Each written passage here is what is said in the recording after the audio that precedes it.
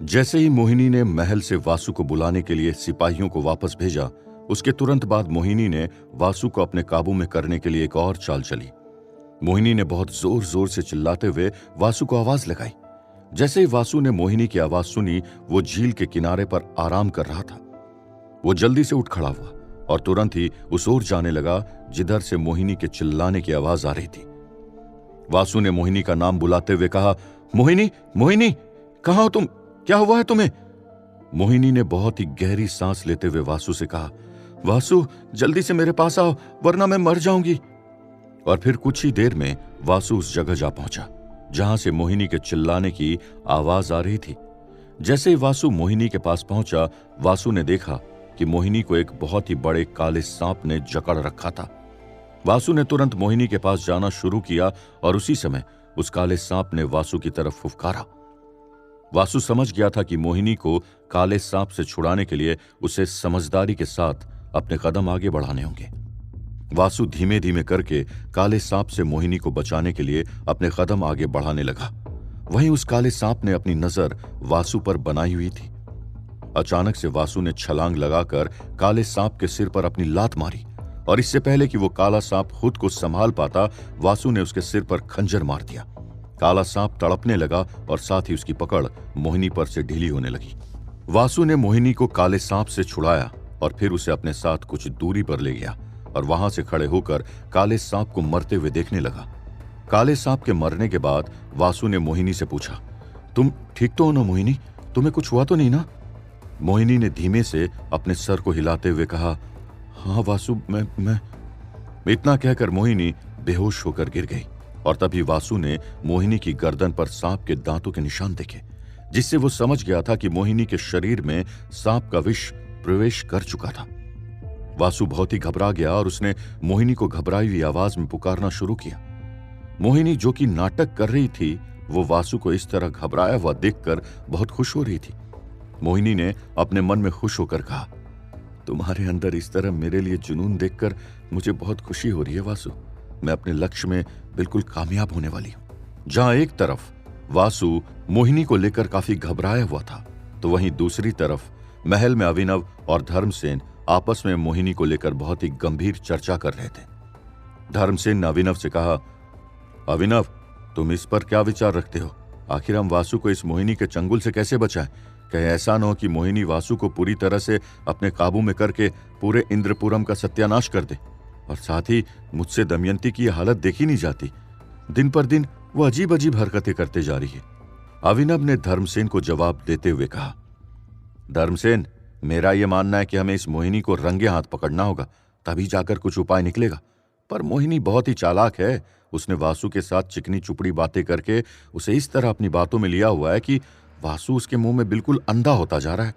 और रही बात दमयंती की, तो दमयंती अपनी इस परिस्थिति की जिम्मेदार खुद ही है। जैसे ही अभिनव ने यह बात कही कि दमयंती अपनी परिस्थितियों की खुद जिम्मेदार थी, धर्मसेन को उसकी यह बात कुछ अजीब लगी। और फिर धर्मसेन ने अभिनव से हैरान होकर पूछा, पर तुम ऐसा क्यों कह रहे हो अभिनव? आखिर वासु और मोहिनी के बीच की नजदीकियां बढ़ने में दमयंती की क्या गलती? अभिनव ने कहा, गलती है धर्मसेन, बहुत बड़ी गलती है। दमयंती ने वासु को वो प्रेम नहीं दिया जो वासु को मोहिनी से मिल रहा है। भले ही मोहिनी जो कर रही है वो नाटक है, पर उसने वासु को वो सब दिया है जो वासु को दमयंती से मिलना चाहिए था। धर्मसेन को अभिनव की बात सही नहीं लगी, इसलिए धर्मसेन ने तुरंत ही अभिनव की बात का विरोध करते हुए कहा, ये तुम जो कुछ भी कह रहे हो ना, मुझे इस पर बिल्कुल भी भरोसा नहीं है। दमयंती वासु से कितना प्रेम करती है, ये बात साफ साफ दमयंती के चेहरे पर नजर आती है। वासु मोहिनी के नकली चेहरे के पीछे का सच नहीं देख पा रहा है, पर मुझे पूरा यकीन है कि वो दिन ज्यादा दूर नहीं जब मोहिनी का सारा सच वासु के सामने आ जाएगा। अभिनव ने धर्मसेन की बात पर जवाब देते हुए कहा, यह सब इतना आसान नहीं है धर्मसेन। मोहिनी हमेशा से हमसे एक कदम आगे रही है। अगर हमें उसे पकड़ना है ना, तो हमको बहुत ही ज्यादा समझदारी दिखानी होगी और मोहिनी को कोई भी भनक लगे बिना उसके खिलाफ षड्यंत्र बनाना होगा। इससे पहले कि धर्मसेन अभिनव की बात का कोई जवाब दे पाता, वहां एक सिपाही आया और उसने धर्मसेन से कहा, धर्मसेन जी, प्रजा के जो दो लोग आपस के झगड़े को सुलझाने आए थे, उन दोनों ने राज दरबार के बीच में ही हाथापाई शुरू कर दी है। आप जल्दी से आइए। सिपाही की बात सुनकर धर्मसेन काफी हैरत में था। धर्मसेन ने सिपाही से कहा, ठीक है, तुम चलो, हम अभी आते हैं। जिसके बाद सिपाही वहां से चला गया। और फिर धर्मसेन ने अभिनव से कहा, मोहिनी पर हम बाद में चर्चा करेंगे अभिनव। अभी हमारे लिए सबसे जरूरी यह है कि हम जल्दी से कैसे भी करके इन दोनों के बीच समझौता कराएं। इन्होंने आज सुबह से हमारे नाक में दम कर रखा है। जिसके बाद धर्मसेन और अभिनव दोनों ही राज दरबार के बीच जा पहुंचे, जहां प्रजा के दोनों लोग हाथापाई कर रहे थे। सिपाहियों ने उन दोनों को रोकने की बहुत कोशिश की, पर उन दोनों ने ही सिपाहियों की एक नहीं सुनी। और फिर जैसे ही धर्मसेन वहां पहुंचा, धर्मसेन ने बिरजू और लच्छू दोनों को ही आवाज लगा के रोकते हुए कहा, लच्छू, बिरजू, ये तुम दोनों क्या कर रहे हो? धर्मसेन की आवाज सुनकर लच्छू और बिरजू दोनों ही रुक गए। लच्छू ने धर्मसेन से कहा, क्या हुआ धर्मसेन जी, क्या वासु अब तक लौटकर नहीं आए? धर्मसेन को समझ नहीं आया कि आखिर वो लच्छू को क्या जवाब दे, इसलिए धर्मसेन ने पहले एक नजर अभिनव की तरफ देखा और फिर लच्छू से कहा, वो वासु कुछ काम के चलते महल से दूर गया हुआ है, इसलिए तुम लोग अभी यहां से जाओ। वासु के वापस लौटते ही तुम लोगों को बुलवा लिया जाएगा। लच्छू और बिरजू दोनों ही धर्मसेन की बात मानते हुए वहां से जाने लगे। और फिर धर्मसेन ने उन दोनों को आवाज लगाकर रोकते हुए कहा, और हां, अब तुम दोनों यहां से बाहर जाते फिर से लड़ने मत लगना। वासु के वापस लौटने तक तुम लोग एक दूसरे के विरुद्ध कुछ भी नहीं करोगे, समझे? बिरजू और लच्छू ने अपने अपने सिर को हिलाकर धर्मसेन की बात पर सहमति जताई और वहां से चले गए। वहीं दूसरी ओर वासु मोहिनी को बेहोश देखकर बहुत घबराया हुआ था और इस बारे में सोचने लगा कि आखिर वो मोहिनी को बचाने के लिए क्या करे। वासु ने अपने मन में सोचते हुए कहा, अगर मैं मोहिनी की जान बचाने के लिए महल की ओर रुख किया तब तक बहुत देर हो जाएगी, इसलिए वासु को मोहिनी के शरीर में मौजूद विष से जान बचाने के लिए खुद से ही कुछ करना होगा।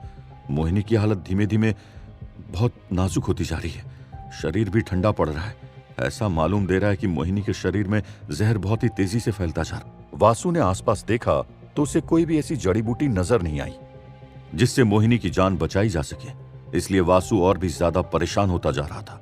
तभी वासु की नजर पास ही एक पहाड़ी पर पड़ी। वासु को उस पहाड़ी को देखकर कुछ याद आया और उसने अपने मन में कहा, यह तो वही पहाड़ी है जहां से वैद्य जी सभी तरह के इलाज करने के लिए तरह तरह की औषधियां लेकर आते हैं।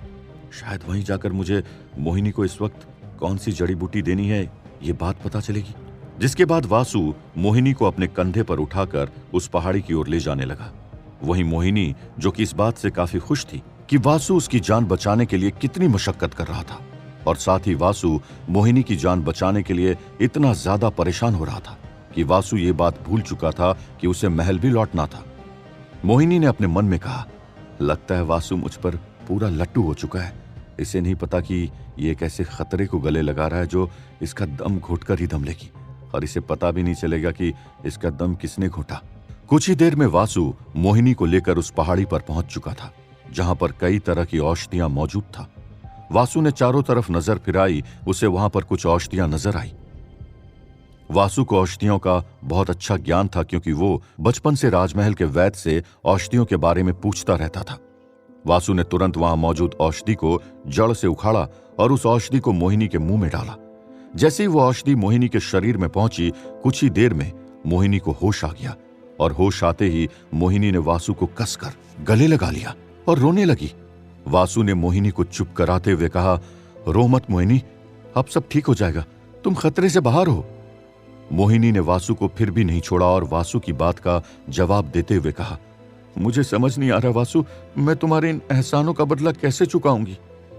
वासु बहुत ही ज्यादा दुविधा में था कि आखिर वो मोहिनी की बात का क्या जवाब दे।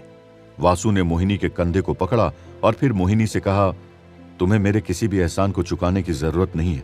तुम मेरे लिए एक परिवार की तरह हो मोहिनी, जैसे मेरे लिए दमयंती है वैसे ही तुम भी हो।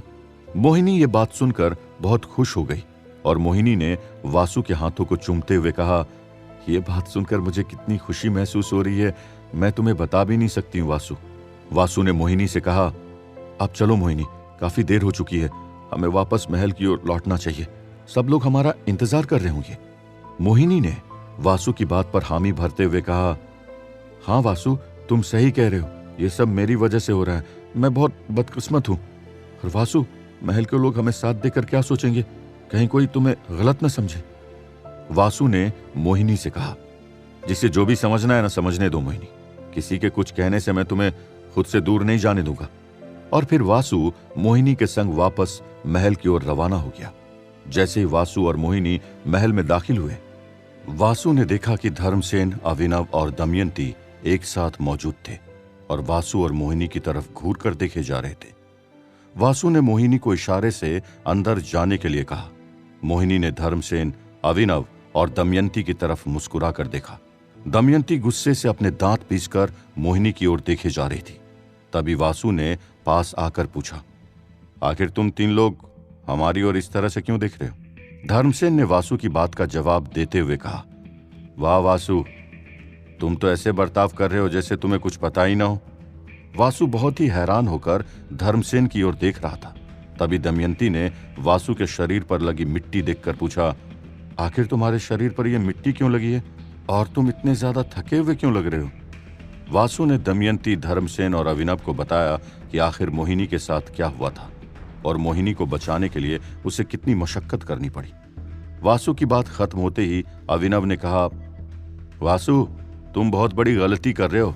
अगर तुमने अभी हमारी बात नहीं मानी तो तुम्हें आगे बहुत मुश्किलों का सामना करना पड़ सकता है। वासु ने अभिनव से पूछा, कैसी गलती अभिनव? जो भी कहना है साफ साफ कहो ना। अभिनव ने वासु को जवाब देते हुए कहा, वासु, मैं तुम्हें मोहिनी के बारे में एक सच बताना चाहता हूं। वहीं मोहिनी उन लोगों की बातों को छुपकर सुन रही थी।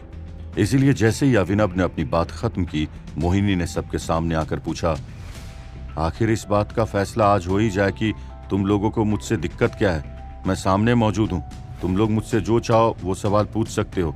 क्या सच बता रहे हो? बताओ। क्या वासु के सामने मोहिनी का सच खुलकर आने वाला था? क्या अभिनव, धर्मसेन और दमयंती मिलकर मोहिनी पर हावी हो पाएंगे? क्या वासु मोहिनी की वजह से सारे रिश्तों से हाथ धो बैठेगा? जानने के लिए सुनते रहिए श्रापित राजकुमार, सिर्फ पॉकेट एफएम पर। मोहिनी छुपकर अभिनव की वो सारी बातें सुन रही थी जो अभिनव वासु से कर रहा था, और अचानक मोहिनी ने सबके सामने आकर अभिनव से कहा, बताओ, तुम मेरा क्या सच वासु को बताना चाहते हो? मैं भी तो सुनूं। मोहिनी के इस तरह अचानक सामने आ जाने की वजह से अभिनव चौंक गया और चुपचाप वहां से जाते हुए सोचने लगा, अभी मोहिनी के सामने वासु से कुछ भी कहना ठीक नहीं होगा। सही वक्त आने पर मैं वासु से सारी बात करूंगा। अगले दिन शाम को वासु और मोहिनी शाही महल की खुली हुई अटारी में बैठे बातें कर रहे थे। सुहानी शाम थी। सूरज दिन भर पृथ्वी को तपाकर अपना काम पूरा कर चुका था और अब बादलों में छुपकर गायब होने की फिराक में था। इंद्रपुरम के लोग अपने अपने काम को खत्म करके अपने घर के रास्ते पर कदम बढ़ा रहे थे। कितना अच्छा मौसम है आज वासु। सामने पहाड़ के पीछे डूबते सूरज को देखकर तो ऐसा लगता है कि अभी जाकर उसे गले में सजा लूं। मोहिनी ने सामने डूबते हुए सूरज को देखते हुए वासु से कहा। मोहिनी की बात सुनकर वासु को हंसी आ गई, लेकिन उसने हंसी दबा ली और मोहिनी से कहा, नहीं नहीं, उस पहाड़ पर मत जाना। वहां के जंगल में तुम्हें वही सांप फिर से मिल गया तो? मोहिनी वासु के इस मजाक को तुरंत समझ गई थी, लेकिन अपना जाल फैलाने के लिए भोली बन गई और बोली, क्या कहा? सच में उस खतरनाक सांप की कल्पना करके मैं कांप जाती हूं। हाँ, मुझे तो लगता है वो तुम्हारी खूबसूरती देखकर तुम पर फिदा हो गया होगा। वासु ने मोहिनी की आंखों में देखते हुए कहा। तुम भी मजाक करते हो वासु। इतना खतरनाक सांप भला मुझ पर क्या फिदा होगा? बल्कि उसने मुझे डस लिया था।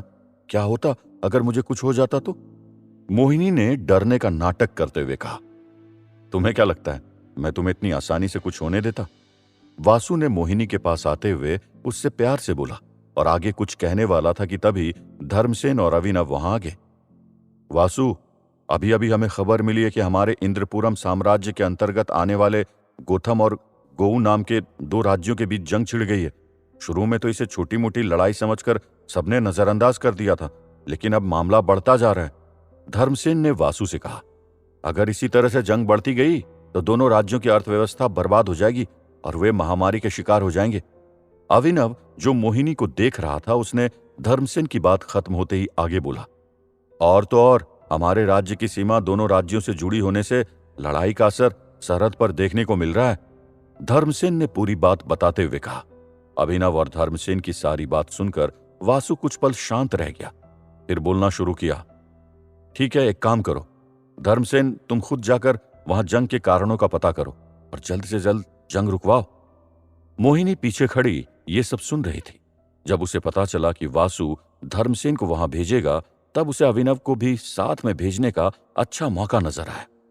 इससे वो अपनी चाल में बिना किसी रुकावट के आगे बढ़ सकती थी और उसे किसी से बचकर नहीं रहना होता। मोहिनी ने झट से वासु से कहा, वासु, वहां जंग हो रही है, केवल धर्मसेन को वहां भेजना खतरे से भरा हो सकता है। अगर उसे अभिनव का साथ हो तो दोनों के लिए काम आसान हो जाएगा ना। अभिनव को मोहिनी की इस फिक्र में चालाकी की बू आ रही थी। वहीं इसके उलट मोहिनी की बात सुनकर वासु को फिर से हंसी आ गई। उसे लग रहा था कि मोहिनी ये सब नादानी में कह रही है।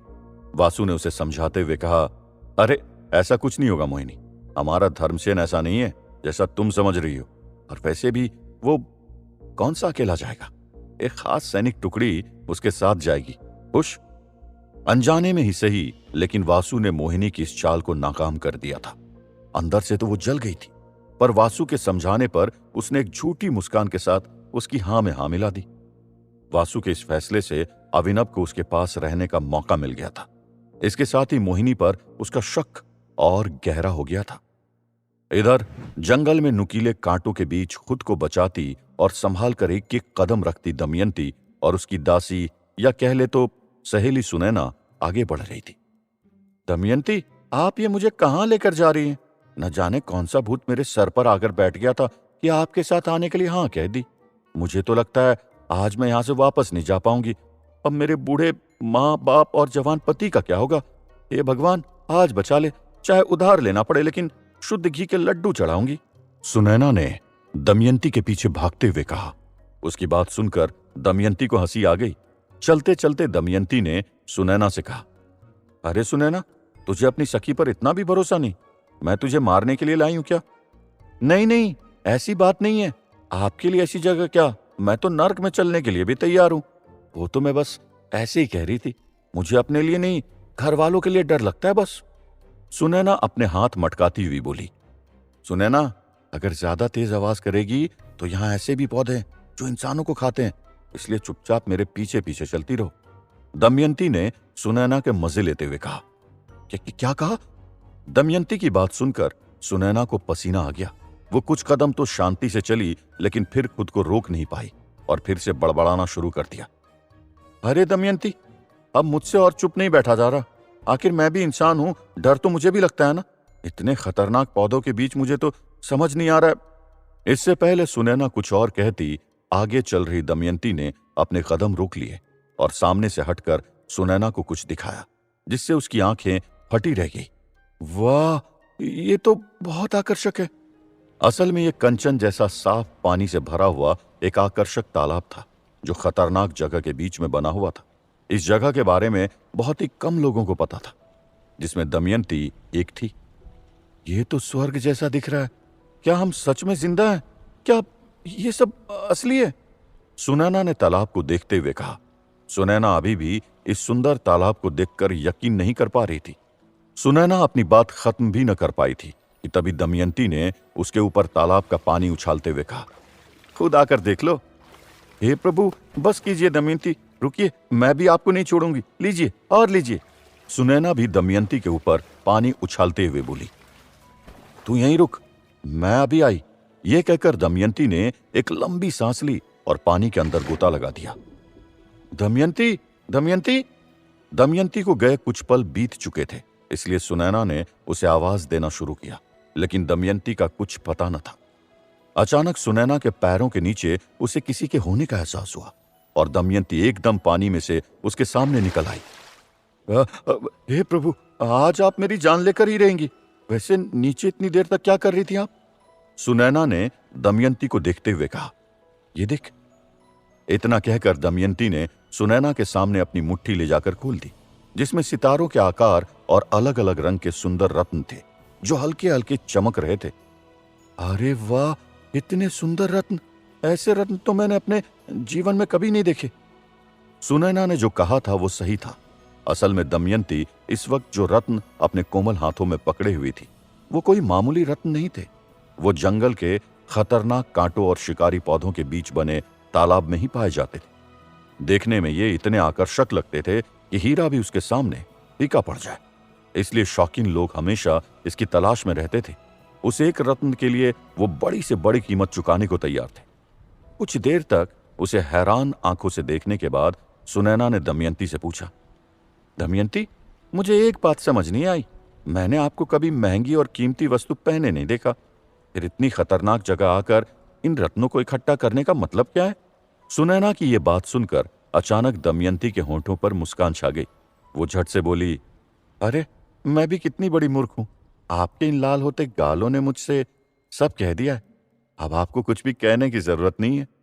सुनैना के इस तरह चिढ़ाने से दमयंती और भी शर्मा गई और उसे झूठी डांट लगाते हुए बोली, ज्यादा मत बोल सुनैना, वरना तुझे इन खतरनाक पौधों के हवाले कर दूंगी।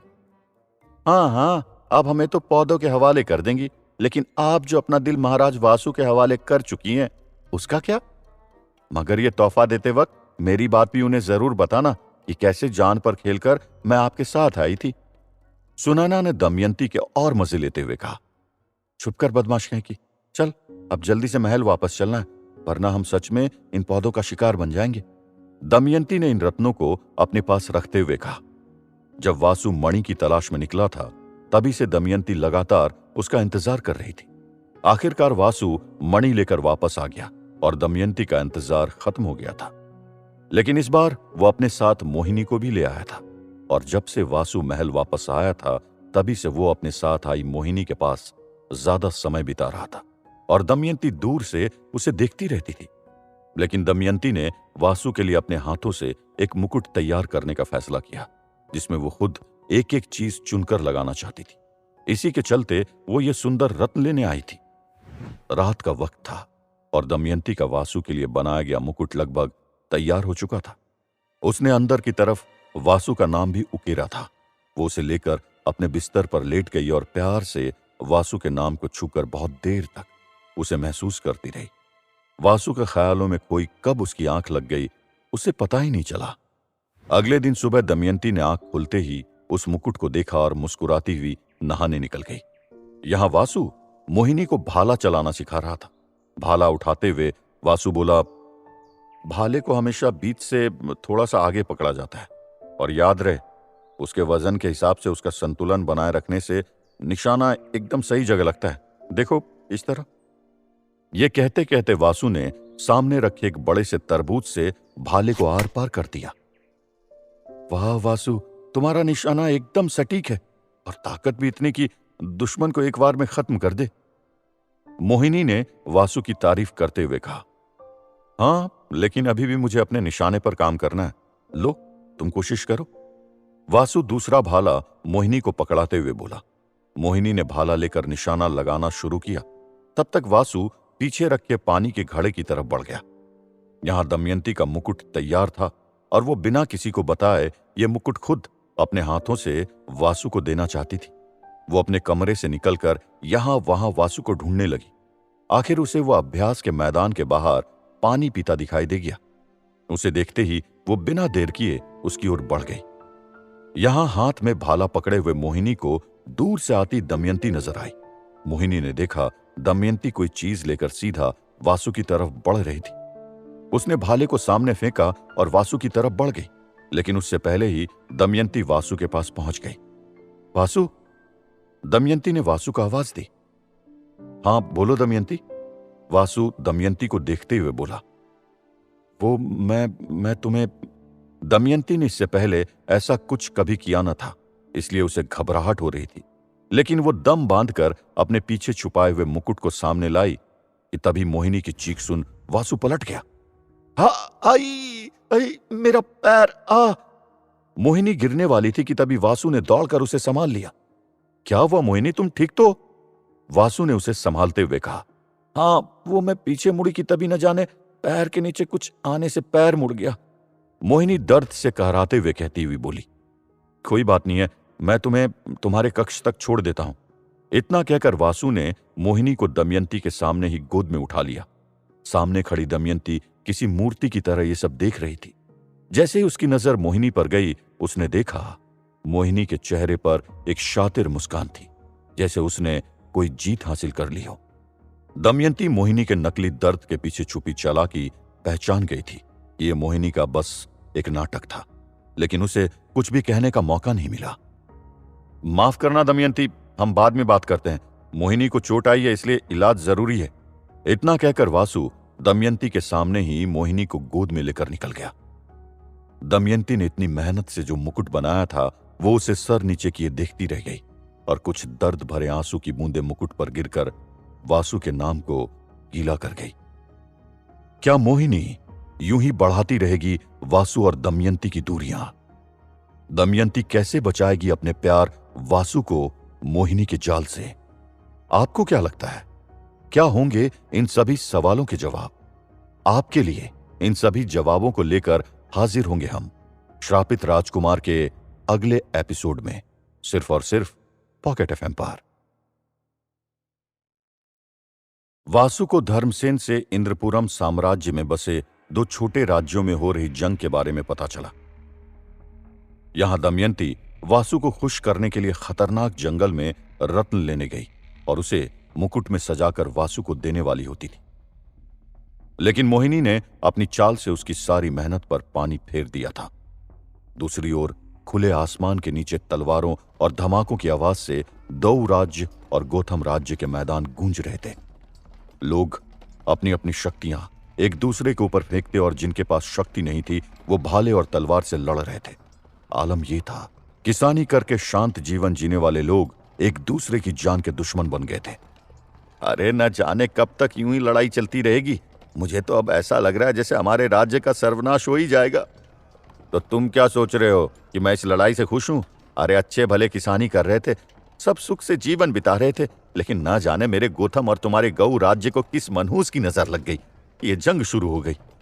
जंग के मैदान से कुछ दूर छुपे बैठे दोनों राज्यों के दोस्त आपस में बातें कर रहे थे कि तभी उन्हें बहुत से घोड़े आते दिखाई दिए। अरे ये कौन लोग हैं? मुझे भी कौन सा पता है, घोड़े की लंबाई देखकर तो ऐसा लगता है ये इंद्रपुरम से आए। हाँ, तो यहाँ क्या कर रहे हो? चलो वहीं चलकर देखें। इतना कहते हुए वो दोनों आगे बढ़ गए। सेना की एक टुकड़ी लेकर धर्मसेन यहाँ का जायजा लेने आया था।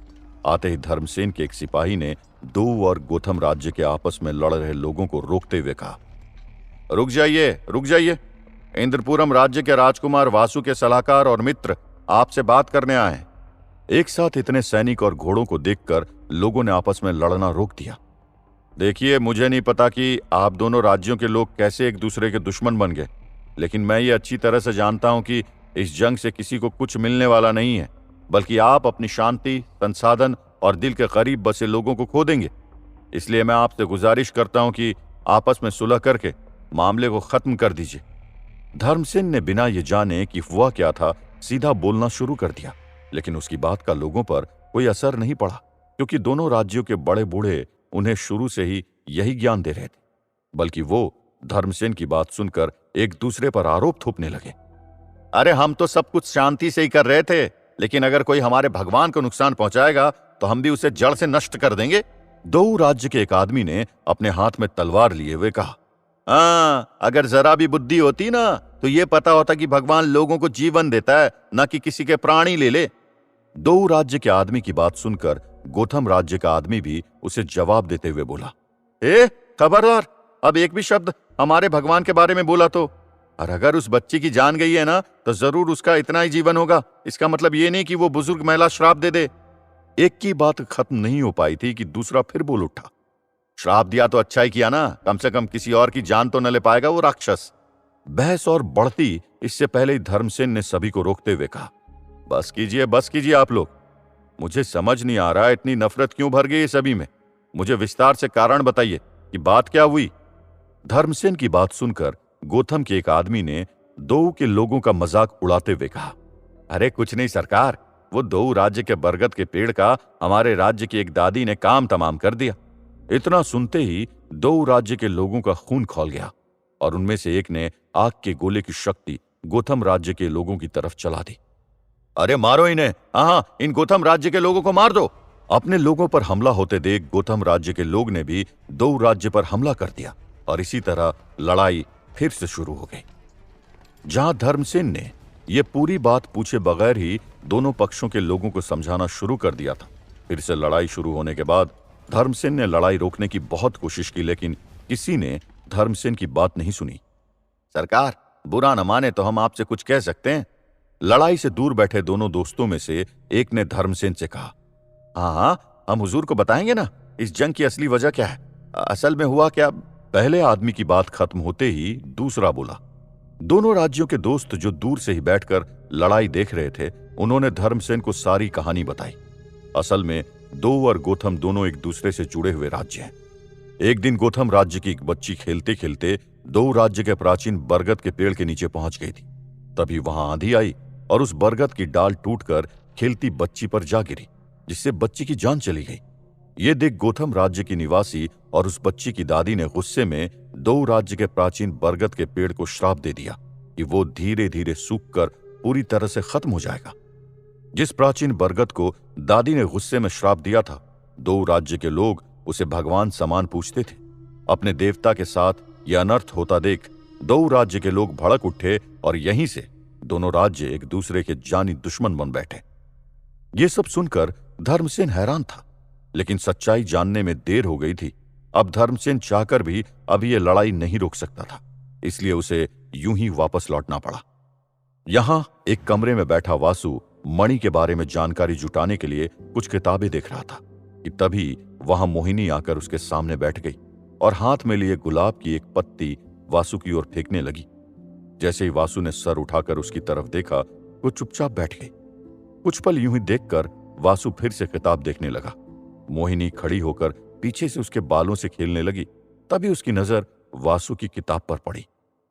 वासु का मणि के बारे में ज्यादा जानना सही नहीं है, मुझे इसे रोकना होगा, मोहिनी ने अपने मन में कहा और वासु की किताब बंद करके वहां से भागने लगी। मोहिनी, अभी बताता हूं तुझे, रुक रुक, कहां भागोगी? और वासु किताब से ध्यान हटाकर मोहिनी के पीछे भागने लगा। मोहिनी जो चाहती थी वो उसने कर दिया था। अब वो वासु को बस इसी तरह उलझाए रखना चाहती थी ताकि उसका ध्यान पूरी तरह से उस मणि की किताब से हट जाए। वासु और मोहिनी यूं ही एक दूसरे में खोए हुए थे। तभी अभिनव वासु को बुलाते हुए वहां आ पहुंचा। वासु, वासु! लेकिन जब उसने मोहिनी को वासु के साथ देखा तो कुछ सोच में पड़ गया। क्या हुआ अभिनव, तुम कुछ कह रहे थे? वासु ने अभिनव को इस तरह खोया देख उससे पूछा। वो हमारे मंत्री आए हैं, वो हमारी सेना के सैनिकों को और बेहतर प्रशिक्षण देने को लेकर बात करने के लिए आए ताकि हमारी सेना और मजबूत हो सके। अभिनव की बात सुनकर वासु को होश आ गया और वासु ने कहा, ठीक है तुम चलो अभिनव, मैं भी आता हूं। अभिनव की बात सुनकर वासु ने जाने के लिए तैयार होते हुए कहा, लेकिन जैसे ही वासु खड़ा हुआ, मोहिनी ने अपना उतरा हुआ चेहरा बना लिया, जिसे देखकर वासु वहीं रुक गया और धीरे से मोहिनी के कान में बोला, ये मुंह क्यों लटका लिया? मैं अभी आता हूं ना, बस कुछ ही देर में।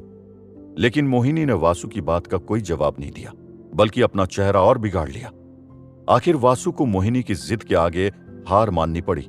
उसने जाते हुए अभिनव को रोक कर कहा, अभिनव एक काम करो, चंद्रा भैया से कहो कि वो मंत्री से बात कर ले। अभिनव ने पलटकर जब पीछे देखा तो अचानक उसे मोहिनी के अंदर एक डायन नजर आई जो वासु को अपने वश में करना चाहती हो। अरे फिर से कहां खो गए भाई? अभिनव को चुपचाप मोहिनी को ताकता देख वासु ने पूछा। वो ठीक है, मैं चंद्रा भैया से कह देता हूं। अभिनव का बहुत मन था कि वासु से कह दे कि खोया वो नहीं है, खोया तो वासु है, लेकिन वो ये बात अपने अंदर दबाकर वहां से निकल गया। अभिनव के जाते ही मोहिनी फिर से वासु के साथ खेलने लगी और वो दोनों दौड़ते दौड़ते पुस्तकालय से बाहर आ गए और बाग की तरफ जाकर वहां घूमना फिरना शुरू कर दिया। दूसरी ओर दमयंती ऊपर अटारी में पौधे को पानी दे रही थी कि तभी उसे दूर बाग से मोहिनी की खिलखिलाती हंसी सुनाई पड़ी। जब उसने वहां देखा तो वासु और मोहिनी हंसकर यहां वहां दौड़ रहे थे। यह नजारा देखकर दमयंती के दिल में एक टीस सी उठने लगी। उसे कल की घटना याद आ गई। कितने जतन से उसने वासु के लिए मुकुट बनाया था। इतने खतरनाक जंगल में जाकर कीमती रत्न लाई थी ताकि मुकुट में सजा सके, लेकिन वासु ने उसे पहनना तो दूर, एक बार देखा भी नहीं। इस वक्त जहां उसे होना था वहां कोई और था। दमयंती दूर से खड़ी बस अपने प्यार को देख रही थी। यही सब सोचकर दमयंती की आंखें भर आई। उससे यह सब नहीं देखा गया और वो पानी का बर्तन पटक कर वहां से जाने वाली थी, लेकिन तभी दमयंती आवाज देकर पीछे से उसे किसी ने रोक लिया। आवाज सुनकर दमयंती के भागते पैर रुक गए और जब उसने पीछे पलट कर देखा तो उसे राजा शिवेंद्र सामने खड़े नजर आए। इससे पहले दमयंती का राजा शिवेंद्र से बहुत कम ही सामना हुआ था। अक्सर वो उनके सामने जाने से कतराती थी। अभी शिवेंद्र को अपने सामने खड़ा देख दमयंती कुछ झेंप गई और जल्दी से अपने आंसू पोंछते हुए बोली, जी जी महाराज, तुम तो पौधों को पानी दे रही थी ना, फिर अचानक क्या हुआ? क्या पौधे अच्छे नहीं लगे? राजा शिवेंद्र ने नीचे गिरे बर्तन की तरफ देखते हुए कहा, नहीं नहीं, ऐसी बात नहीं है महाराज, वो मैं पानी दे चुकी हूं। दमयंती भी नीचे गिरे बर्तन को देख रही थी। राजा शिवेंद्र दमयंती का झूठ अच्छी तरह समझ रहे थे।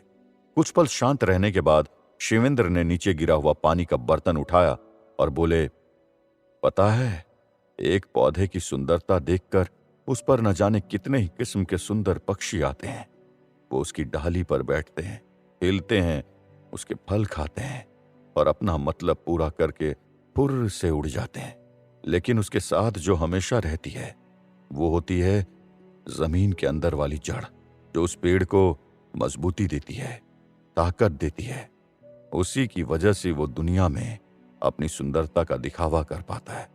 इसलिए पेड़ की जड़ का मजबूत होना बहुत जरूरी होता है। राजा शिवेंद्र की बात सुनकर दमयंती को जैसे एक ताकत मिल गई थी। वो अपने बहते आंसू को फिर नहीं गिरने देती।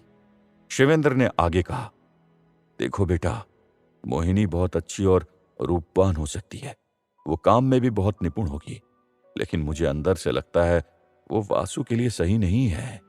अब वासु तुम्हें दुख दे रहा है, इसमें कोई दोहराए नहीं, इसलिए तुम बाद में बहुत डांटना उसे, लेकिन बेटा दमयंती, अभी वासु को अकेला छोड़कर जाने की भूल मत करना, उसे तुम्हारी बहुत जरूरत है।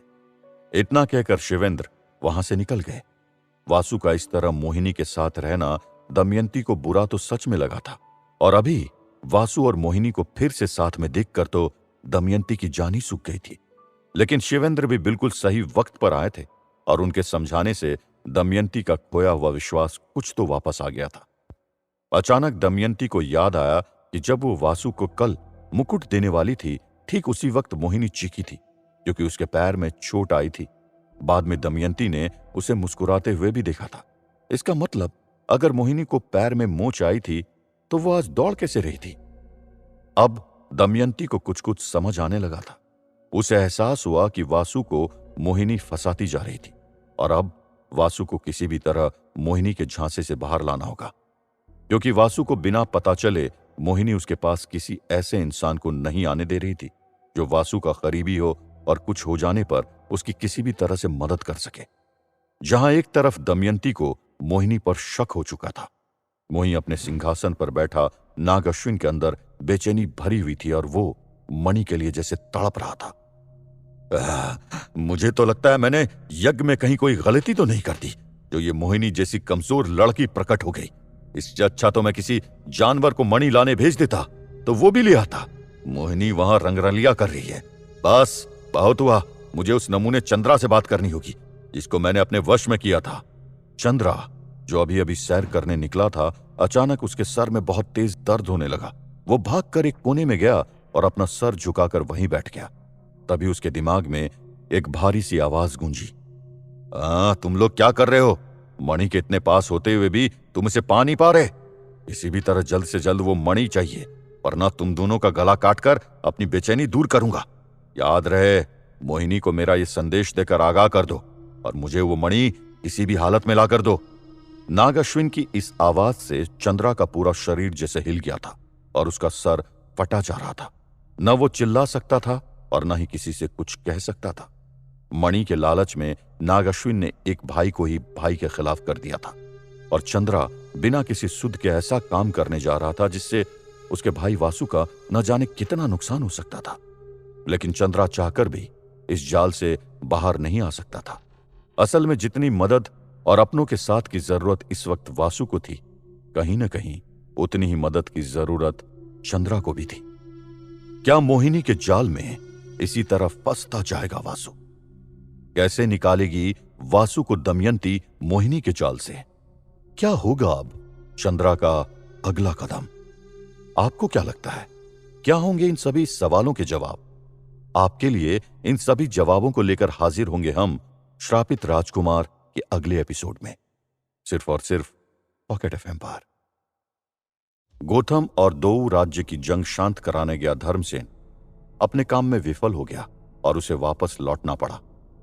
वहीं वासु को अपने से दूर जाते देख दमयंती दुखी हो गई, लेकिन शिवेंद्र ने उसे आकर हौसला दिया। मणि न मिलने से बेचैन नाग अश्विन ने चंद्रा और मोहिनी को जल्दी मणि लाने की चेतावनी दी। सुबह की सुहानी धूप खिली थी। बागों में लगे पीले पीले आमों की खुशबू सूंघकर लाल कंठी वाले तोते उनके पास खींचे चले आ रहे थे। वहीं खिले हुए गुलाब तो ऐसे सुंदर दिख रहे थे मानो किसी ने उन्हें खूबसूरती का वरदान दे दिया हो।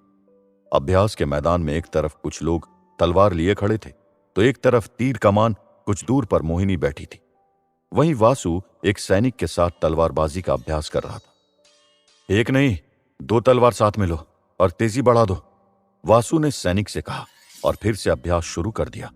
वासु 2 तलवारों के वार से खुद को लगातार बचाकर यह देखने की कोशिश कर रहा था कि जंग में अगर ऐसी स्थिति आई तो वो किस तरह से इससे निपटेगा। वासु वार से बचता हुआ मौका पा गया और हमला किया कि तभी तलवार की नोक उसकी उंगली में चुभ गई और उसकी उंगली से खून की बूंदें गिरने लगी। माफ करना राजकुमार वासु, मैं अभी मरहम करवाता हूं। सैनिक वासु के खून की बूंदें देखकर डर गया और हड़बड़ाते हुए वासु से बोला, लेकिन वासु ने उसे शांत कराते हुए कहा, अरे इस तरह हड़बड़ाने की क्या बात है, छोटी सी चोट है बस। इतना कहकर वासु घाव को पानी से धोने के लिए आगे बढ़ा। मोहिनी ने जब ये देखा तो झट से उसके पास दौड़ी, लेकिन उससे पहले ही दमयंती वासु के पास पहुंच गई और अपनी चुन्नी फाड़कर वासु के गिरते हुए खून को साफ करने लगी। वासु दमयंती को अचानक इस तरह देखकर चौंक गया, लेकिन उसने कुछ नहीं कहा। तभी एक आदमी वहां औषधि लेकर आ गया। दमयंती ने चुपचाप वो मरहम लिया और वासु के जख्म पर लगाने लगी। आह! वासु के अचानक चिल्लाने से दमयंती चौंक गई, जिससे वासु को हंसी आ गई और दमयंती भी मुस्कुरा दी। मोहिनी जो भागकर वासु के पास आ रही थी वो वहीं रुक गई और ये नजारा देखकर बुरी तरह जल गई। उसे समझ नहीं आ रहा था कि आखिर दमयंती वहां इतनी जल्दी पहुंच कैसे गई। अब ऐसे मौके पर मोहिनी उन दोनों के बीच में जाती तो उसकी खिल्ली उड़ती, इसलिए वो दूर से ही ये नजारा देखकर दमयंती को कोस रही थी। आराम से, किस चीज का गुस्सा उतार रही हो तुम मुझ पर? वासु दमयंती की तरफ देखते हुए बोला। मैं किस बात का गुस्सा कर सकती हूं? वो तो आप है जो मन किया सो करने लगे। दमयंती ने भी बिना आंखें ऊपर किए वासु को मरहम लगाते हुए जवाब दिया। मैंने क्या किया? इस तरह झूठे आरोप तो मत लगाओ दमयंती, वासु किसी अपराधी के समान बोला। हाँ, नहीं लगा रही कोई भी आरोप। इतना कहकर दमयंती कुछ देर रुक गई और अच्छे से मरहम पट्टी करने के बाद वासु से बोली, वैसे आज बहुत दिनों बाद रबड़ी बनाने का मन कर रहा था जो तुम्हें बहुत पसंद है। अगर कहो तो तुम्हारे लिए गरम गरम पूरी सब्जी के साथ रबड़ी बनाओ। दमयंती की बातों को सुनकर ही वासु के मुंह में पानी आ गया। वो उसे हाँ कहने ही वाला था कि तभी वहां मोहिनी पहुंच गई। वासु, तुम्हारी चोट तो ठीक है ना? दमयंती ने मरहम पट्टी की है तो वैसे ठीक ही होगी। वैसे वासु, तुम्हें याद है ना, तुमने मुझे आज शिकार पर ले चलने का वादा किया था, तो हम कब तक निकलेंगे? मोहिनी ने एक मौका तो गवा दिया था, लेकिन अब वो वासु के करीब आने का कोई मौका नहीं छोड़ना चाहती थी। इसलिए जैसे ही उसने दमयंती की बातें सुनी वो बीच में कूद पड़ी और दमयंती के इरादे पर पानी फेर दिया। असल में वासु शिकार पर कभी नहीं जाता था। उसे भी निर्दोष जानवरों को इस तरह मारना अच्छा नहीं लगता था, लेकिन मोहिनी की लगातार जिद से उसने हां कर दी थी। हाँ, याद है। माफ करना दमयंती, मैं तुम्हारे हाथ का बना खाना तो खाना चाहता था, लेकिन मोहिनी को मैं पहले ही वादा कर चुका हूं, वासु ने दमयंती से बोला। यह सुनकर दमयंती को कुछ बुरा तो लगा, लेकिन इस बार वो हार मानने वाली नहीं थी। ठीक है, तो फिर तुम लोग जाओ, मैं अकेले ही अच्छा बनाकर खाऊंगी, दमयंती ने कुछ नखरे दिखाते हुए कहा। यह सुन वासु सोच में पड़ गया। कुछ पल सोचने के बाद उसने तुरंत कहा, नहीं, तुम अकेले ये सब क्यों खाओगी? एक काम करो, तुम भी मेरे साथ शिकार पर क्यों नहीं चलती? घूमना भी हो जाएगा। दमयंती को शिकार पसंद नहीं था। वो जानवरों को इस तरह मारने के हित में नहीं थी, लेकिन फिर भी अभी उसे किसी तरह मोहिनी को मात देनी थी। इसीलिए हां करती हुई वो बोली, अच्छा चलो ठीक है, रबड़ी मैं किसी और दिन बना लूंगी, अभी तुम्हारे साथ चलती हूँ।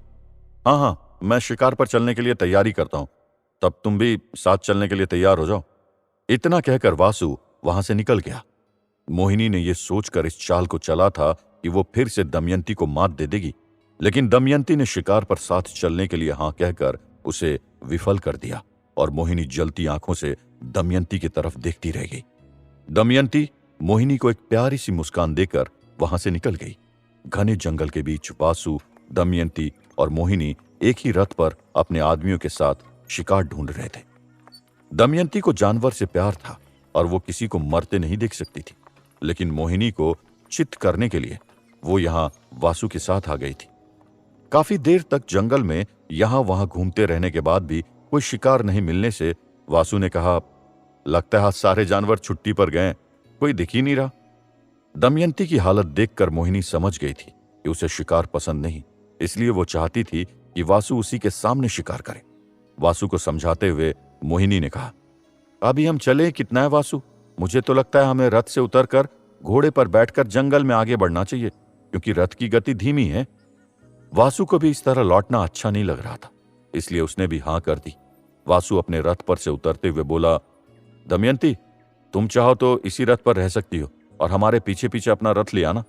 दमयंती अच्छी तरह जानती थी कि मोहिनी यही चाहती थी, लेकिन दमयंती वासु को दूर नहीं जाने देना चाहती थी, इसलिए न चाहते हुए भी उसने साथ चलने के लिए कहा। नहीं नहीं, मैं भी तुम्हारे साथ चलूंगी। वासु ये सुनकर दमयंती को मना नहीं कर पाया और तीनों अलग अलग घोड़े पर बैठकर धीरे धीरे चलने लगे। कुछ ही दूर चलने पर घनी झाड़ियों के बीच वासु को कुछ हलचल सुनाई दी। कहीं वो शिकार हाथ से न निकल जाए, इसलिए वासु अपने लोगों को पीछे रहने का इशारा करके दमयंती और मोहिनी के साथ आगे बढ़ गया। वासु और बाकी सभी ने जब थोड़ा करीब जाकर देखा तो उन्हें झाड़ियों के अंदर छुपी बैठी एक मादा हिरण नजर आई। वासु, देखो, ये तो हिरण है और काफी बड़ी भी। मोहिनी वासु की तरफ देखते हुए बोली, ताकि वो जल्दी से जल्दी अपना बाण उस पर तान दे, लेकिन तभी दमयंती ने बीच में आकर कहा, लेकिन जरा देखो, वो कितनी मासूम और सुंदर है। सही कहा, इतनी सुंदर हिरण का शिकार करने में कितना मजा आएगा।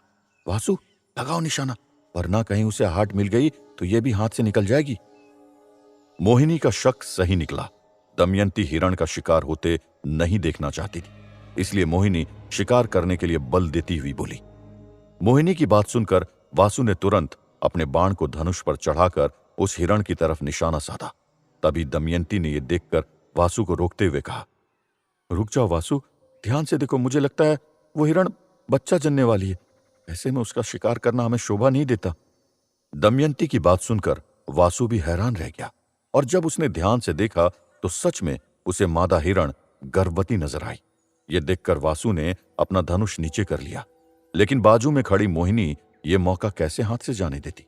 उसने तुरंत इस बात का विरोध करते हुए कहा, अरे बच्चा जनने वाली है तो क्या हुआ? वैसे भी इस हालत में वो इतनी असहाय है कि कोई दूसरा जानवर भी उसका शिकार कर लेगा। इससे अच्छा हम ही क्यों न उसे मार दे। वासु, तुम जल्दी से बाण चलाओ। वासु कुछ सोचता इससे पहले ही दमयंती ने वासु से कहा, अगर वो स्वस्थ होती तब भी एक बार शिकार के बारे में सोच सकते थे, लेकिन सोचो, अगर हमारी मां जब हमें जन्म दे रही थी तब उसे कोई मार देता तो क्या होता? आज हम ये दुनिया ही नहीं देख पाते ना। दमयंती की बात सुनकर वासु को अचानक अपनी मां की याद आ गई और फिर उसने अपना बाण ऊपर नहीं किया। अपने कदम पीछे करते हुए वासु ने कहा, हम उस हिरण को नहीं मार सकते। दमयंती ठीक कहती है। वासु की बात सुनकर दमयंती खुश हो गई और उसके चेहरे पर मुस्कान आ गई। वहीं मोहिनी उसे इस तरह घूर रही थी जैसे अभी के अभी अपनी आंखों से दमयंती को भस्म कर दी। वासु, क्या हम इस सुंदर नजारे को और कुछ देर के लिए देख सकते हैं? दमयंती ने सामने हिरण को देखते हुए वासु से कहा। दमयंती की आंखों में उस हिरण को देखकर एक अलग ही चमक पैदा हो गई थी, इसलिए वासु उसे मना नहीं कर पाता और उन तीनों ने मादा हिरण को एक प्यारे से बच्चे को जन्म देते हुए देखा। देखो, वो कितना सुंदर है। दमयंती ने खुश होते हुए कहा, हाँ, सच में बहुत सुंदर है। वासु कुछ और आगे कहता इससे पहले ही उसे हिरण से कुछ दूर झाड़ियों में किसी की आहट हुई। श्श! वासु ने दमयंती को चुप रहने का इशारा किया और पीछे चलने को कहा कि तभी झाड़ियों में छुपे हुए एक खतरनाक शेर ने उस हिरण की तरफ छलांग लगा दी। शेर को देखते ही वासु, दमयंती और मोहिनी ने अपने घोड़े की तरफ भागना शुरू कर दिया, लेकिन तभी दमयंती को उस हिरण की बच्चे की याद आ गई और वो अपने कदम रोककर हिरण की तरफ निकल गई। शेर हिरण के बच्चे की तरफ अपने नुकीले दांत लेकर बढ़ ही रहा था कि तभी दमयंती ने अपने हाथ का भाला उस शेर पर फेंक दिया। दमयंती! दमयंती के पीछे भागते ही वासु भी चिल्लाते हुए उसके पीछे दौड़ा। भाला शेर के भारी शरीर पर लगता हुआ दूर जा गिरा। शेर को अपनी तरफ आते देख हिरण मादा तुरंत खड़ी हो गई और दौड़ लगा दी। हिरण का बच्चा, जिसे उसकी मां ने चाट कर खड़ा किया था, वो भी अपनी मां के साथ लड़खड़ाता हुआ निकल भागा।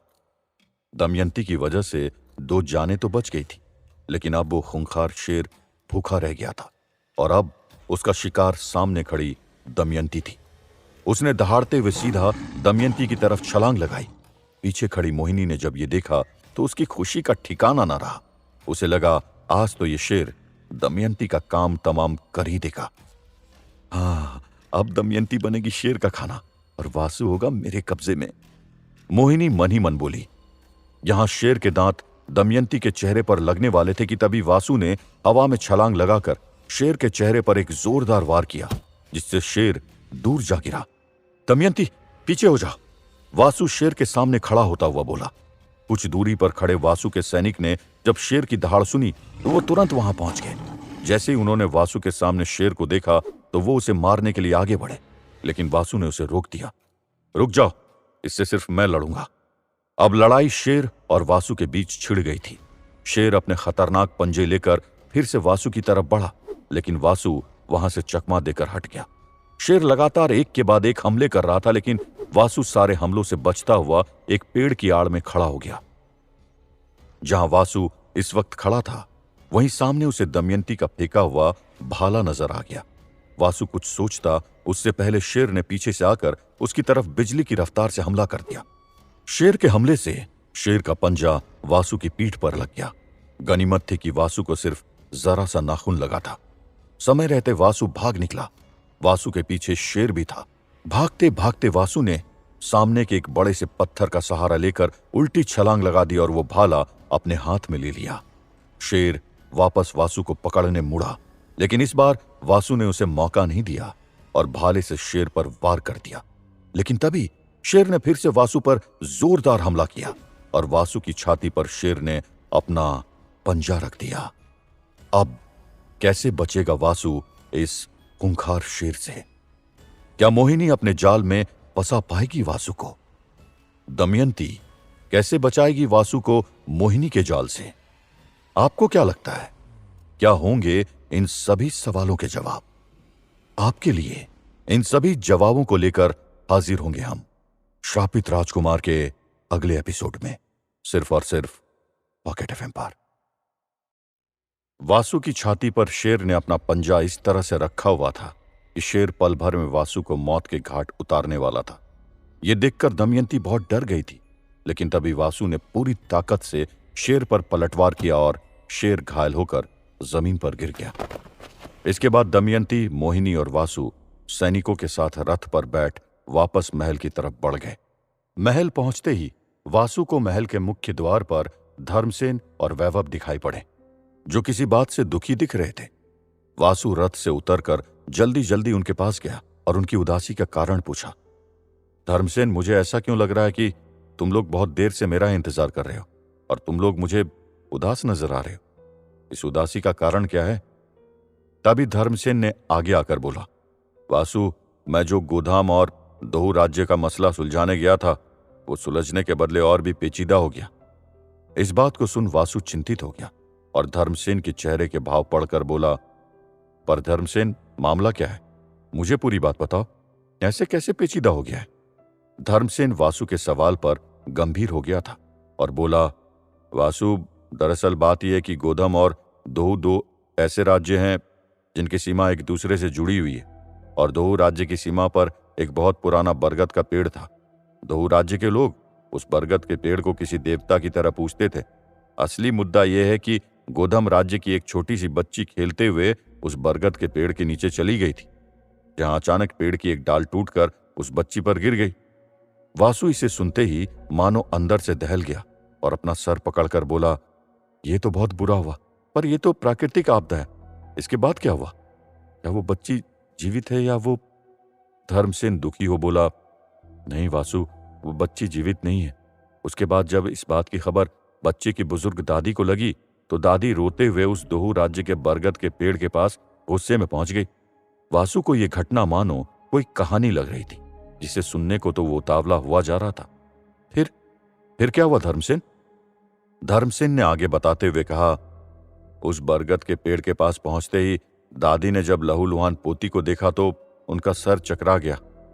तब तक वहां काफी भीड़ जमा हो गई थी और गौतम राज्य की उस बुजुर्ग औरत ने न आओ देखा न ताओ, सीधा पास के तालाब से पानी अपनी हथेली में लिया और दोहू राज्य के पुराने बरगद के पेड़ को श्राप देते हुए बोली, मैं निर्मला अपने जीवन की सारी शक्ति, सारे पुण्य और सारे देवी देवताओं को संबोधित करते हुए इस बरगद के पेड़ को श्राप देती हूं कि ये अभी के अभी सूख जाए।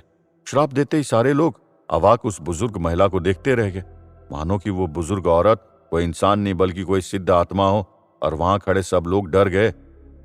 तभी वासु ने बोला, तो क्या सच में वो बरगद का पेड़ सूख गया धर्मसेन? गंभीर होते हुए धर्मसेन ने कहा, सिर्फ पेड़ ही नहीं सूखा वासु, मानो दोहू राज्य की धरती भी सूख गई हो। वहां अकाल पड़ गया, उनकी फसलें बर्बाद हो गई, वहां की प्रजा दाने दाने को मोहताज हो गई है। वो लोग एक एक बूंद पानी को तरस रहे हैं, और फिर इस तरह दोहू राज्य के लोग गोदाम राज्य के लोगों के खून के प्यासे हो गए। दोनों राज्य आपस में लड़ रहे हैं। वासु ये सुनकर सोच में पड़ गया था और बेचैन होकर टहलने लगा। फिर उसने कहा, कोई बात नहीं धर्मसेन, हम इस समस्या को खुद सुलझाएंगे। हम खुद ही गोदाम और दोहू राज्य के लोगों से मिलेंगे। धर्मसेन ने कुछ कहना चाहा, पर वासु ने उसे हाथ के इशारे से रोक दिया और बोला, धर्मसेन मुझे मालूम है अभी भी प्रजा मुझे श्रापित मानती है, पर मेरे वहां जाने के बाद मैं सब ठीक कर दूंगा। मेरा आप सभी से वादा है। जिसे सुन धर्मसेन ने कहा, जैसी तुम्हारी मर्जी वासु, पर हमें इस मामले को जल्दी शांत करना होगा। फिर वासु ने धर्मसेन से कहा, धर्मसेन तुम निश्चिंत रहो, मैं मामले को सुलझा लूंगा। ये कहकर वासु वहां से महल की तरफ बढ़ गया, जिधर दमयंती और मोहिनी गई थी। इधर अपने शयन कक्ष में खड़ी शिकार से लौटी दमयंती खुद को थोड़ी थकी थकी महसूस करने लगी थी और सोच रही थी, आज तो बहुत थक गई हूं, क्यों न चलकर गुनगुने पानी से नहा लूं तो मेरी थकान दूर हो जाए। ये कहकर दमयंती अपने कपड़े लेकर स्नान गृह की ओर बढ़ी और अपने कपड़े स्नान गृह में रख जैसे ही हल्के गर्म पानी को छू कर देखा तो उसे कुछ याद आ गया और दमयंती सोचने लगी, आजकल मैं कुछ ज्यादा ही भूलने लगी हूं, इत्र की शीशी तो मैं लाना ही भूल गई। दमयंती इत्र की शीशी लेने अपने शयन कक्ष की ओर चल पड़ी। तभी स्नान गृह के पास मोहिनी पहुंची और उसने स्नान गृह से बाहर जाते दमयंती को देखा। फिर मोहिनी को स्नान गृह में रखे दमयंती के वस्त्र दिखाई पड़े और मोहिनी सोचने लगी, अच्छा तो दमयंती महारानी जी स्नान करने जा रही थी, क्यों ना इनको अंतिम स्नान करा दूं। ये सोचकर मोहिनी ने इधर उधर पैनी नजर से देखा और जल्दी जल्दी उसने अपने तंत्र से काले जहरीले बिच्छू बना दिए और उन बिच्छुओं को अपने हाथ में लेकर सोचने लगी, तो लीजिए महारानी जी, स्नान करके आराम से मृत्यु शैया पर लेट जाइए। ये सोचकर मोहिनी ने उन बिच्छुओं को दमयंती के कपड़ों में छोड़ दिया और वहां से मुस्कुराती हुई दबे पांव चली गई। रात को खाने के वक्त राजशाही मेज पर सारे लोग इकट्ठा थे। वहां चंद्रा, वासु, राजा शिवेंद्र, मोहिनी, वैभव और धर्मसेन भी थे। बस दमयंती नहीं थी, जिसे वहां न देख मोहिनी मन ही मन ये सोचकर खुश थी कि दमयंती का काम तमाम हो गया होगा, अब वो यहां नहीं आ सकती। और मोहिनी ने मन ही मन सोचा, मेरे रास्ते में दीवार बनने वाला हमेशा के लिए रास्ते से हट जाता है। दमयंती तू कैसे तड़प तड़प कर मरी होगी स्नानगृह में, ये भगवान ही जानता है। अब तक तो तेरा पूरा शरीर नीला पड़ गया होगा, काश कि मैं तुझे मरते हुए देख पाती। तभी वासु ने मेज पर अपनी नजर दौड़ाई और बोला, दमयंती नहीं दिख रही, कहां रह गई है। मोहिनी मन ही मन मुस्कुराई और फिर बोली, शिकार से वापस आई थी, बेचारी थक गई होगी और सो गई होगी। इस पर वासु ने कहा, पर बिना भोजन किए कैसे सो गई है, मैं जाकर देखता हूं। तभी अंदर से दमयंती सजी धजी राजसी लिबास में खाने की मेज की तरफ आती दिखी। दमयंती को देख मोहिनी के गले में खाना अटक गया और वो हिचकियां लेने लगी और सोचने लगी, ये कैसे हो गया, इसे तो अब तक मर जाना चाहिए था, ये जिंदा कैसे है। वहीं दूसरी तरफ वासु एक टक मुंह खोले बस दमयंती को उस राजसी लिबास में देखे जा रहा था। उन कपड़ों में दमयंती बहुत खूबसूरत लग रही थी। उधर दमयंती को देखकर मोहिनी अंदर ही अंदर गुस्से से भरी जा रही थी। जब चंद्रा ने मोहिनी के चेहरे को लाल पीला होते देखा तो वो मोहिनी को चिढ़ाते हुए अपनी भुएं ऊपर कर मुस्कुरा दिया। मोहिनी और भी चिढ़ गई। फिर राजा शिवेंद्र ने अपनी नजर मेज पर बैठे लोगों पर घुमाई, जहां मुख्य अधिकारी और कर्मचारी बैठे नजर आए। उन्हें लगा यही सही मौका है मणि के बारे में बात करने का। फिर वो बोले, वासु, मुझे लगता है यहां महल के सभी उच्च पद के अधिकारी और कर्मचारी मौजूद हैं, इसलिए मैंने फैसला लिया है तुम्हारे मणि धारण संस्कार का समय निर्धारित कर लिया जाए। आप लोगों की क्या राय है? राजा शिवेंद्र का फैसला सुनकर सभी लोगों ने अपनी सहमति दी और धर्मसेन बोला, मुझे भी लगता है वासु को मणि धारण करा देना चाहिए ताकि मणि का सही उपयोग वासु प्रजाहित में कर सके। तभी अभिनव ने भी कहा, हाँ, बिल्कुल सही फैसला लिया आपने। सबकी सहमति होते देख राजा शिवेंद्र मन ही मन मुस्कुराए। उधर मोहिनी की आंखों में मानो चमक आ गई थी।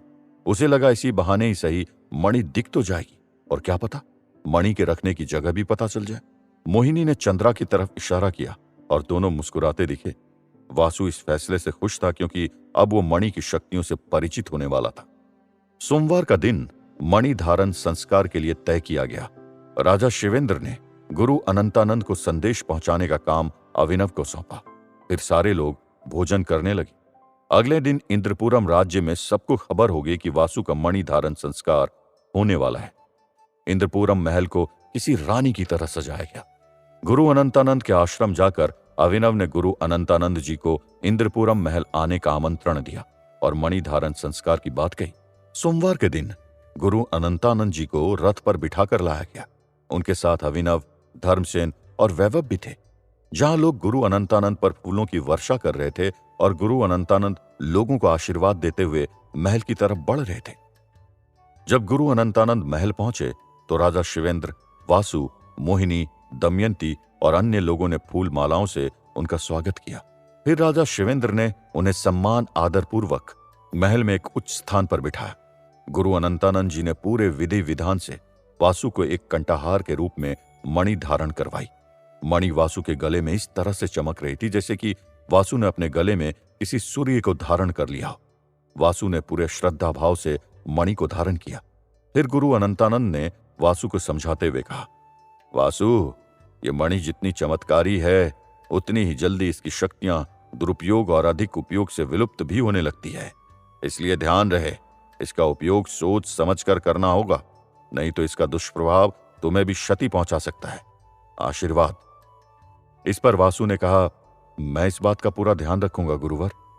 फिर वासु ने झुककर अनंतानंद को प्रणाम किया और अपने पिता राजा शिवेंद्र की तरफ बढ़ता हुआ उनके पांव छूकर कहने लगा, पिताजी, मुझे आशीर्वाद दें, मैं मणि का सदुपयोग कर लोगों की सेवा कर सकूं। राजा शिवेंद्र ने आशीर्वाद दिया और बोले, आशीर्वाद। जीवन में अच्छे कर्म करना और मन लगाकर प्रजा की सेवा करना, एक मां की तरह प्रजा तुम्हें भी प्यार देगी वासु। मणि धारण संस्कार कराकर गुरु अनंतानंद अपने आश्रम वापस लौट गए थे। अगले दिन वासु को गोधाम और दोहू राज्य के बीच चल रही लड़ाई को खत्म करने जाना था। वो अपने पिता राजा शिवेंद्र के पास गया और आशीर्वाद लेता हुआ बोला, पिताजी, आज मैं अपनी प्रजा की सेवा के लिए जा रहा हूं। मुझे आशीर्वाद दें कि मैं उनकी सेवा निश्चल रूप से कर पाऊं और उनके दुख दर्द को अपना दुख दर्द समझ उसका निवारण कर सकूं, आपका और अपने साम्राज्य का नाम रोशन करूं। इतना सुनते ही राजा शिवेंद्र की आंखों में आंसू आ गए और वो बोले, वासु, इस दिन का मुझे बरसों से इंतजार था कि तुम कब अपनी प्रजा के बीच जाओ और तुम्हें प्रजा से वो मान, वो सम्मान मिले जिसके तुम अधिकारी हो। मेरी एक गलती की वजह से जो भाव हमारी प्रजा में तुम्हारे लिए उभर आया था, आज वो सारा मलाल हमेशा के लिए दूर करके आना आशीर्वाद है। वासु अपने पिता शिवेंद्र की बात सुन भाव विभोर हो गया और बोला, जी पिताजी, मैं वैसा ही करूंगा। आपका मान सम्मान बनाए रखूंगा और अपनी प्यारी प्रजा का चहेता बनकर उनके दुख दर्द दूर करूंगा। तब तक वहां सजी धजी मोहिनी आ गई थी और उसने इठलाते हुए वासु से कहा, वासु, मैं भी तुम्हारे साथ चलना चाहती हूं, मुझे भी अपने साथ ले चलो। मोहिनी को वहां देख और उसे अपने साथ जाने की जिद को देख वासु अपने अपने साथियों धर्मसेन और वैभव की तरफ देखा। तभी धर्मसेन ने कहा, कोई बात नहीं है, मोहिनी को भी अपने साथ ले चलो, इसी बहाने यह हमारा साम्राज्य भी देख लेगी। इसके बाद वासु अपने सजे धजे रथ की तरफ बढ़ा ही था कि वहां सजी धजी दमयंती भी आ गई और वासु से कहने लगी, वासु, मुझे भी तुम्हारा साम्राज्य देखना है, मैं भी तुम्हारे साथ चलूंगी। दमयंती को देख मोहिनी गुस्से से लाल हो गई और जल भुन गई। वासु ने दमयंती से कहा, दमयंती, तुम फिर कभी देख लेना, आज मोहिनी को देख लेने दो, ऐसे मौके तो अक्सर आते रहेंगे, कल देख लेना। पर दमयंती नहीं मानी, वो जिद करने लगी, वासु, इस जीवन का क्या भरोसा, आज है कल नहीं, कल किसने देखा, मुझे तो आज ही देखना है तुम्हारा साम्राज्य। पास खड़े राजा शिवेंद्र ने दमयंती की मंशा को भांप लिया था और बोले, अब दमयंती इतनी जिद कर रही है तो इसको भी साथ लेते जाओ, मौके तो आते जाते रहेंगे, पर किसी का दिल दुखाना भी तो अच्छी बात नहीं है। ये सुनकर मोहिनी गुस्से का घूंट पीकर अंदर ही अंदर रह गई। मोहिनी के चेहरे का भाव पड़ चंद्रा मुस्कुराया और मोहिनी की तरफ देखने लगा। तभी मोहिनी ने मन ही मन सोचा, कुछ भी हो जाए, आज नहीं तो कल, और तू मरेगी तो मेरे यहां तो दमयंती। इसके बाद मोहिनी ने घूर कर दमयंती को देखा, जहां दमयंती ने बस मुस्कुरा दिया। तभी चंद्रा परेशान होकर मोहिनी के पास आया और उसके कान में कुछ कहने लगा, जिसे सुन मोहिनी की आंखें फटी की फटी रह गई। आखिर ऐसी कौन सी बात चंद्रा ने मोहिनी के कान में कही जिसे सुन मोहिनी की आंखें फटी की फटी रह गई? कैसे सुलह करवाएगा वासु गोधाम और दोहू राज्य के बीच? क्या होगा उस सूखे बरगद के पेड़ का और क्या होगा उस श्राप देने वाली बुजुर्ग महिला का? जानने के लिए सुनते रहिए श्रापित राजकुमार, सिर्फ पॉकेट एफएम पर। वासु जंग रुकवाने के लिए दोऊ और गोधम राज्य की ओर निकल ही रहा था कि तभी मोहिनी भी वासु के साथ जाने के लिए जिद करने लगी, ताकि मोहिनी वासु को दमयंती से दूर कर सके। मोहिनी की जिद के कारण वासु को उसे भी साथ ले जाने के लिए हां कहना पड़ा। तभी दमयंती ने भी कहा कि वो भी वासु के साथ जाएगी, जिस पर चंद्रा ने मोहिनी के कान में चुपचाप बोलते हुए कहा, मोहिनी, तुम चाहे कितनी भी कोशिश कर लो, लेकिन दमयंती को वासु से अलग कभी नहीं कर पाओगी। चंद्रा के मुंह से यह बात सुनकर मोहिनी चौंक गई थी और सोचने लगी थी, यह तो वक्त ही बताएगा कि मैं दमयंती को वासु से अलग कर पाती हूं या नहीं। इधर वासु ने अपने साथ गिने चुने लोगों को ले जाने का फैसला कर लिया था, यहां तक कि वो तो बिना किसी सैनिक के गोधाम और दोऊ राज्य के लोगों के बीच जाना चाहता था। लेकिन राजा शिवेंद्र के कहने पर वासु को कुछ लोगों को अपने साथ ले जाना पड़ा। चलता हूं पिताजी, जाते हुए वासु ने राजा शिवेंद्र से कहा। दोनों राज्यों में जंग छिड़े 15 दिन से ऊपर हो गए थे और लड़ाई की वजह से दोनों राज्यों की अर्थव्यवस्था खराब हो चुकी थी और दोनों तरफ के लोगों को काफी चोटें भी आई थी। इनमें से कुछ लोग तो जंग रोकने के हित में थे, लेकिन कुछ न कुछ ऐसा हो जाते कि लड़ाई फिर भड़क जाती थी। तभी दोनों राज्यों के दो दोस्त आपस में बातें करते हुए कहने लगे, हालत खराब होते जा रहे हैं, मुझे तो समझ नहीं आ रहा है कि ये लड़ाई रुक क्यों नहीं जाती। अब तो मुझे ऐसा लगता है कि मुझे अपना यह प्यारा दोऊ राज्य छोड़कर कहीं और बसना पड़ेगा। जहां भी जाओ मुझे भी लेते चलना, मैं भी अब गोधम राज्य में नहीं रह पाऊंगा। जब राज्य के लोग ही विनाश की ओर भाग रहे हो तो यहां रुकने का मतलब ही क्या है। अरे देखो, इस बार फिर से कोई इंद्रपुरम के महल से यहां आ गया है, मुझे ठीक से दिखाई नहीं देता, तुम पहचान सकते हो क्या? अरे मूर्ख, मुझे तो तू ही साफ नजर नहीं आता, इतनी दूर का क्या खाक दिखेगा, चल वहीं चलते हैं। ये वही दोस्त थे जो अभी भी उसी जगह बैठे जंग खत्म होने का इंतजार में बातें कर रहे थे। तभी उन्हें वासु का काफिला दिखाई दिया। यहां वासु अपने काफिले के साथ साथ जंग वाले क्षेत्र में पहुंच गया था। उसका एक सैनिक उसके आने की घोषणा करने वाला था कि वासु ने उसे रोक दिया। तुम सब यहीं रुको, मैं बस जाऊंगा। इतना कहकर वासु अपना घोड़ा लेकर सीधे लड़ते हुए लोगों के बीच पहुंच गया। रुक जाइए, रुक जाइए। लड़ाई में उलझे लोग पहले तो उस पर ध्यान नहीं देते, लेकिन उसमें से कुछ लोगों ने उसे पहचान लिया था। अरे ये तो राजा शिवेंद्र के बेटे वासु हैं। हाँ हाँ, ये तो वही है, लेकिन ये खुद यहां क्यों आ गए? लगता है झगड़ा खत्म कराने के लिए आए होंगे। क्या कहा? झगड़ा रुकवाने? इसी तरह लोग रुक कर वासु की तरफ देखने लगे, क्योंकि वो वासु के बारे में बहुत सी ऐसी बातें जान चुके थे जो उसे चर्चा का विषय बनाती थी। आप दोनों राज्यों की हानि का मुझे भी दुख है, लेकिन इस तरह लड़ने का फायदा क्या? वासु ने लोगों को समझाते हुए कहा। भीड़ में कई लोग ऐसे भी थे जो वासु को अभी भी श्रापित ही समझते थे। इसलिए उसके इतना कहते ही वे वासु का मजाक उड़ाते हुए बोले, देखो देखो, हमारी लड़ाई सुलझाने वो आए हैं जिनके पास खुद की कोई शक्ति तक नहीं है। अरे शक्ति होगी भी कैसे, जब जन्मे थे तभी ने इस दुनिया में लाने वाली मां इस दुनिया से चल बसी थी।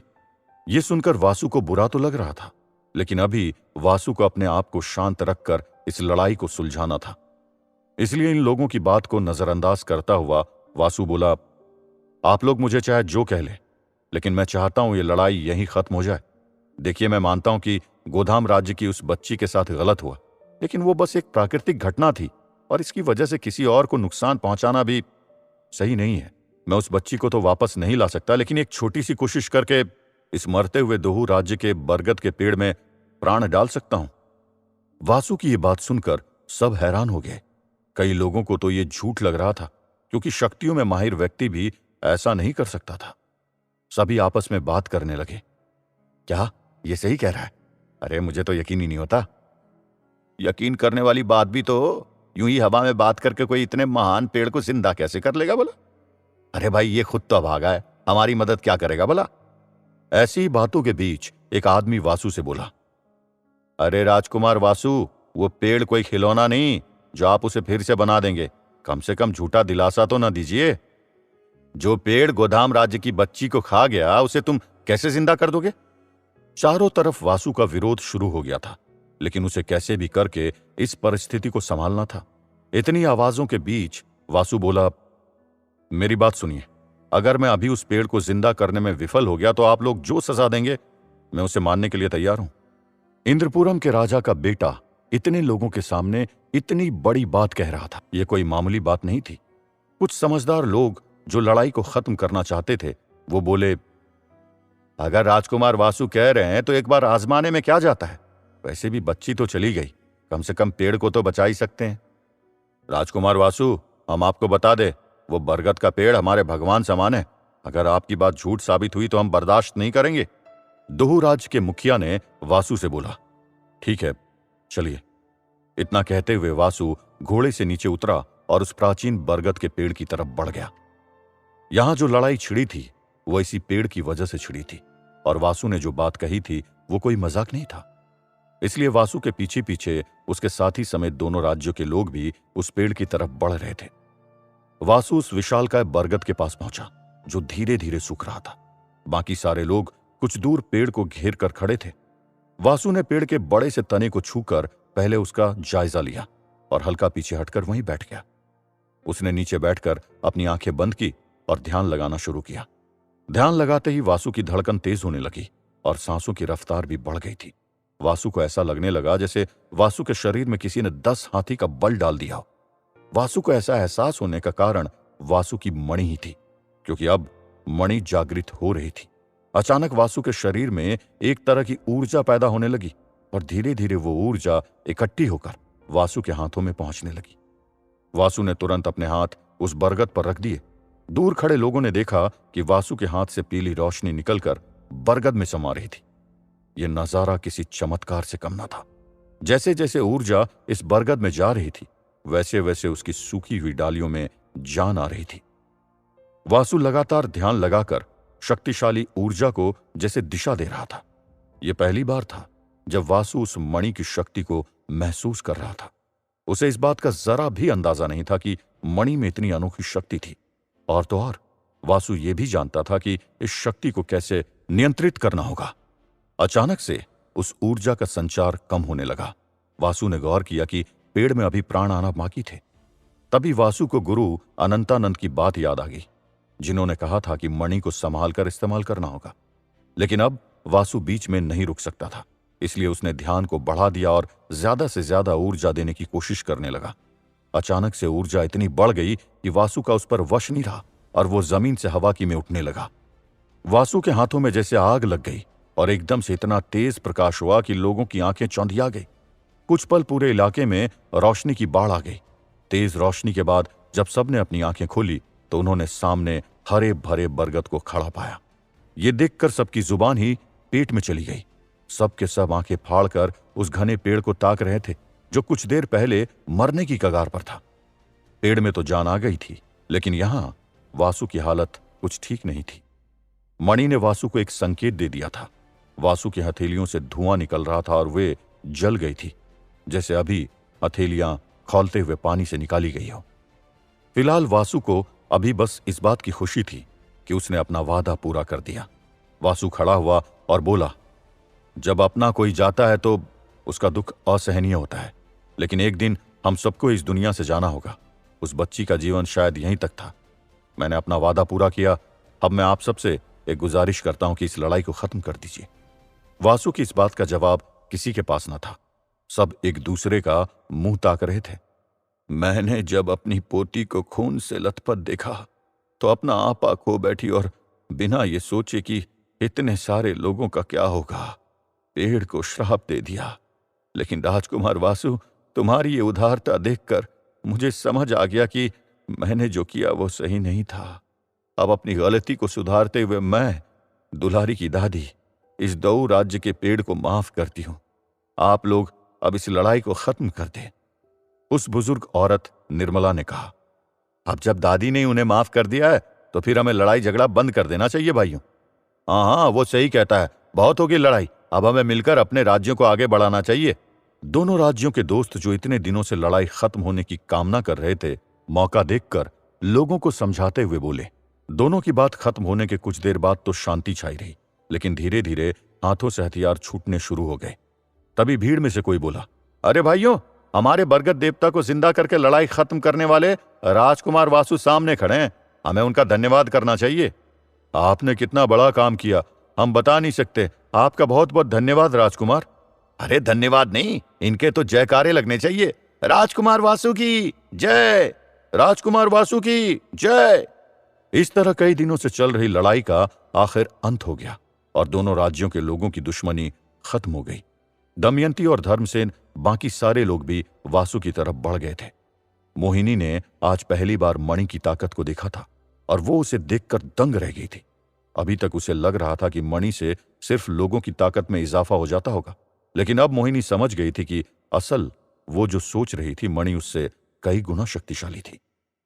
इसी सोच में डूबी मोहिनी बाकी सबसे पीछे रह गई थी, लेकिन वासु के जयकारों से उसे फिर से होश आया और वो भागकर वासु के पास पहुंच गई।